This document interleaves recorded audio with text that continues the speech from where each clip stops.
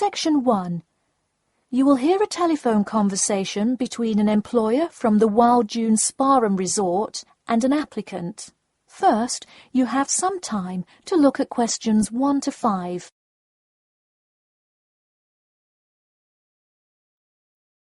You will see that there is an example which has been done for you.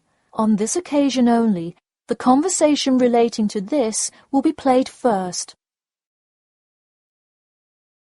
Hello, is this John Murphy? Hi, yes it is.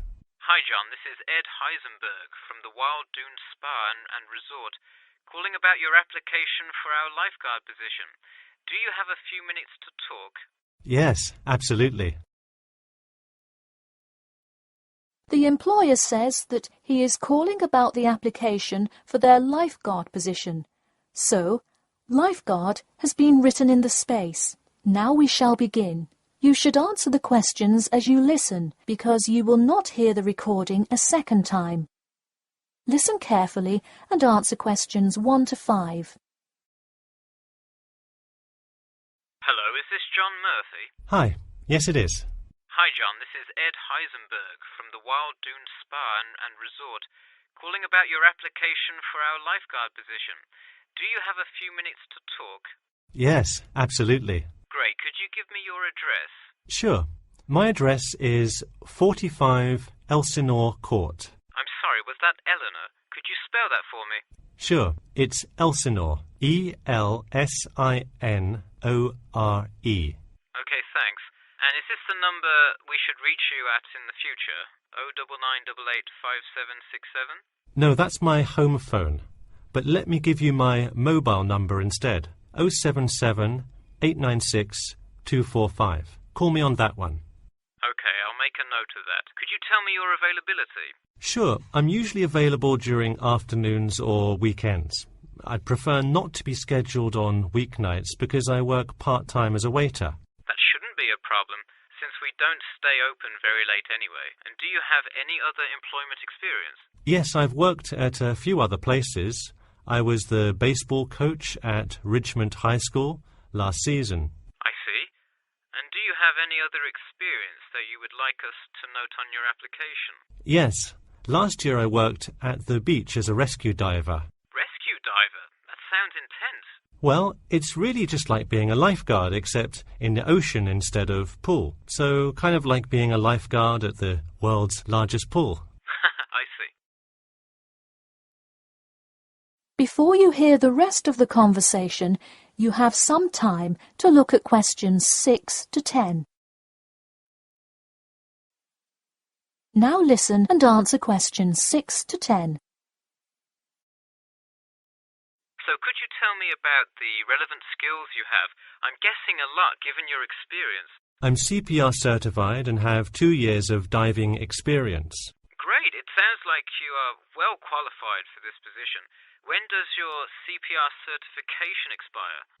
I think in November, but let me quickly check my CPR card. Actually, it expires in October. Okay, so regardless, you have it through the end of the summer. When is your ideal time to work? Since I work in the restaurant on weeknights, I like weekends best, specifically Saturday mornings. I see. We do already have a lot of staff available on Saturdays, but I do need an early morning shift lifeguard. How early could you work Saturday morning? I can get there by 6 o'clock if need be. You'll be happy to know we open a little later than that, but I'll put you down for Saturday mornings here. Oh, awesome. I can't wait to get started. How about you come in next Saturday, the 12th? That sounds good. Great. We can figure out other shifts for you to work when you come in then. One last thing, just out of curiosity, where did you hear about us? I heard your ad on the radio while I was driving this morning. You know, I think you're the first person who has responded to our radio ads. It's almost always people who have seen us in the newspaper. Yeah, I don't have time to read through the newspaper every morning. I have plenty of time in the car to listen to radio ads. That makes sense. Well, thanks for your time, and we'll look forward to seeing you on the 12th. That is the end of section 1.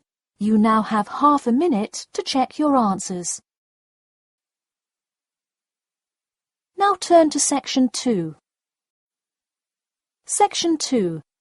You'll hear part of a free class about safety around campus. First, you have some time to look at questions 11 to 14.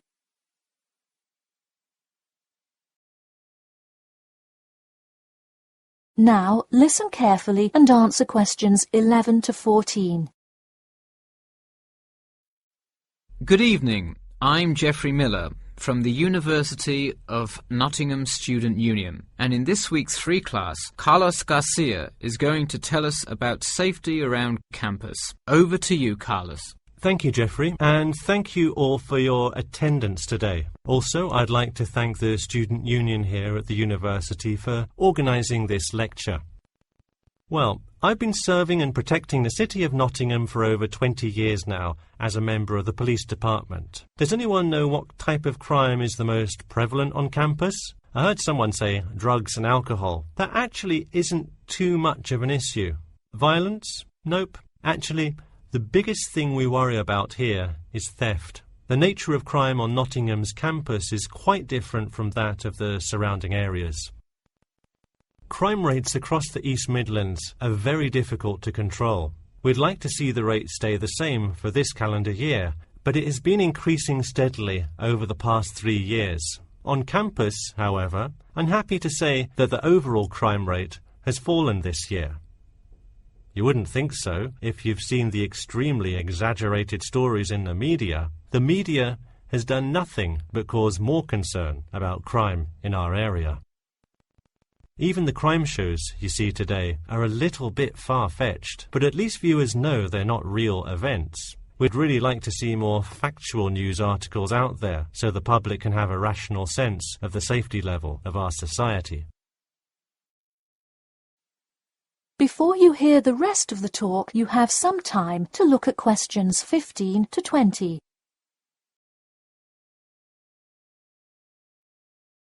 Now listen and answer questions 15 to 20.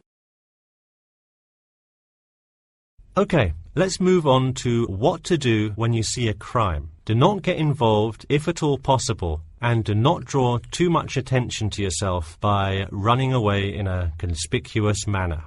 Though most likely, and hopefully, you will not have to experience this situation, if you are being mugged, please do not try to resist. Instead, be compliant and seek help after the incident. Like I said, though, it is highly unlikely that you will find yourself amidst a crime, but it is important to be prepared should it ever happen. We find that educating students and staff on the correct precautions to take is the best way to increase your safety. Just remember to be smart when you're out late at night and avoid any area or person that looks suspicious. I know it sounds obvious, but I cannot stress this enough. It's also not a bad idea to have your mobile phone with you at all times, but be careful. If you're chatting on your smartphone on your way home, you're a prime target for thieves. I'd like to see a show of hands. How many people have left work or the library after 10 p.m. to go home before? A lot of you, right? If you do have to go home late at night, please don't walk home alone. More often than not, there's someone there that will be walking the same direction as you at some point. Walk home with a friend or co-worker. Even if you must use your phone to call someone that's nearby to walk with you, it's always safer to walk home with someone. So when you're walking home, you may feel more comfortable with some sort of self-defense, such as pepper spray. Now, it's your call whether you want to carry something like this or not. However, I absolutely advise against carrying a knife or any other offensive weapon. All too often, they can be used against you if you're disarmed, putting yourself in more danger. For all those interested, the Recreation Centre offers a free self-defense class to all students every Thursday evening. While obviously an introductory self-defense class may not equip you to fight off villains like a regular superhero, it does come in handy sometimes. After taking a self-defense class, you'll surely be more aware of possible dangers and how to deal with them. So hopefully now you have a more complete understanding of the nature of crimes committed on your campus and how to avoid being a victim. I know most students at the University of Nottingham are not the criminal types, but remember that there is no barrier like a wall or something keeping non-students out. There's no army force securing the borders, and I doubt anyone wants it that way. The campus is generally a safe place, but it's not immune to small crimes once in a while. All right, that's all I have to say for today. Stay safe. That is the end of section 2. You now have half a minute to check your answers. Now turn to section 3. Section 3. You will hear a student called Bobby talking to his tutor about the research project. First, you have some time to look at questions 21 to 23.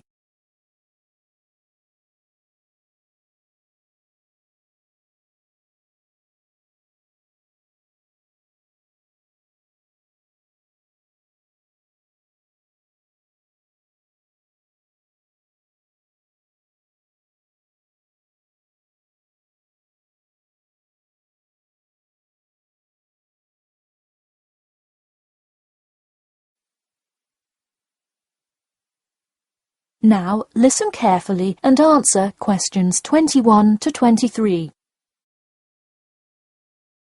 Hi, Bobby. Go ahead and sit down. Tell me about your research project. Well, I decided to research football and keys for success on a football team. That sounds great. What are the guidelines for the test? Did the teacher talk to you about it in class? No, everything is on a handout that was passed out. It says that the first draft is due at the end of next week and the second and third are due later on in the month. I don't understand why we have to keep revising and fixing it. Is this assignment really that important? Well, this project is a major requirement for passing 11th grade English and will go on your permanent record. Oh, really? Does that mean it will affect what English level I am placed in next year? Well, not exactly. You need a good grade to move on, but it is your overall grade and teacher recommendation that determines what level of English you are placed in next year. Anyway, tell me about your topic choice. Do you play football? Well, actually, it's because my father loves the sport. He watches it every weekend. Cool. It's a good idea to report on something you're interested in.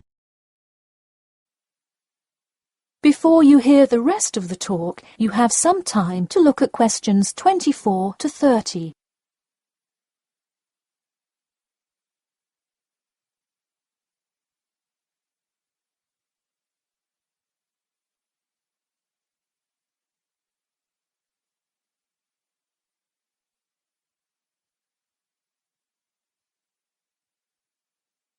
Now, listen carefully and answer questions 24 to 30.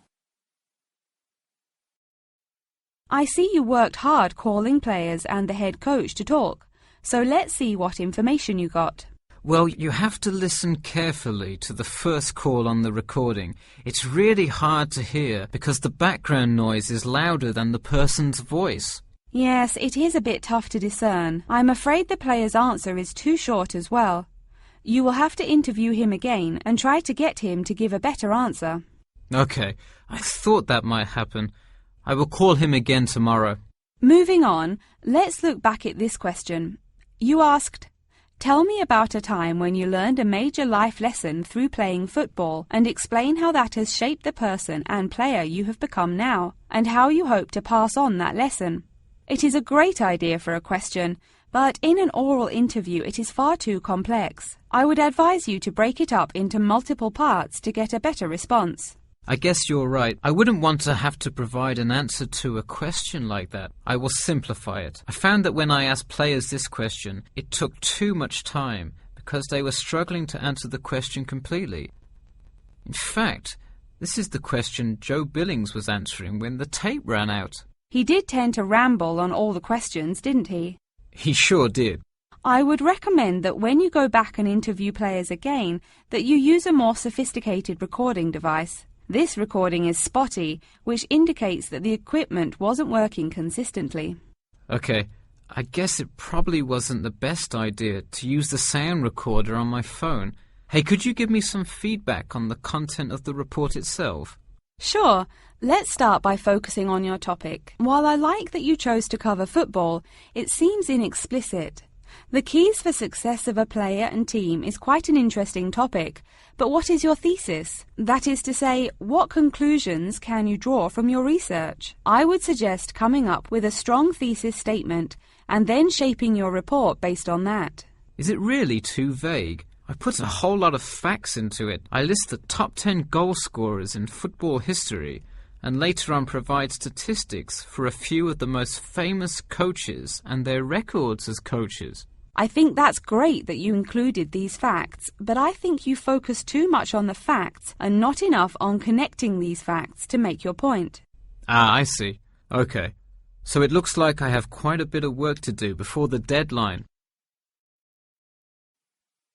That is the end of section 3. You now have half a minute to check your answers.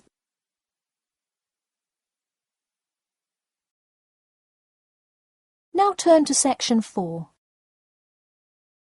Section 4. You will hear part of a lecture about how to give a quality speech. First, you have some time to look at questions 31 to 40.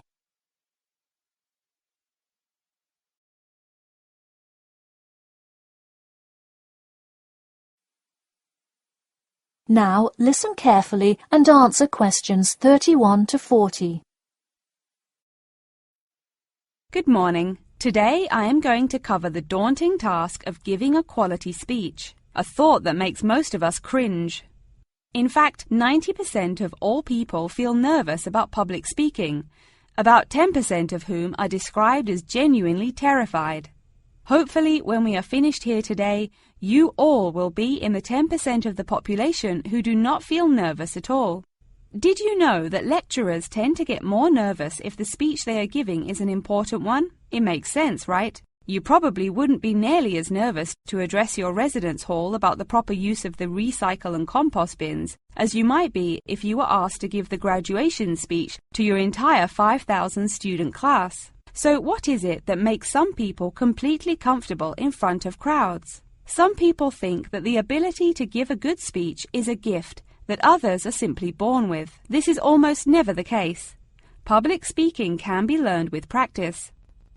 The first most important thing you can do to improve your confidence in delivering a speech is to prepare a quality speech. Honestly, while the content of your speech is relatively important, the audience will really only remember the last sentence you say. It is a good idea to structure the rest of your speech to lead up to this last point to really drive your message home. This is a good way to ensure that your speech is well organized.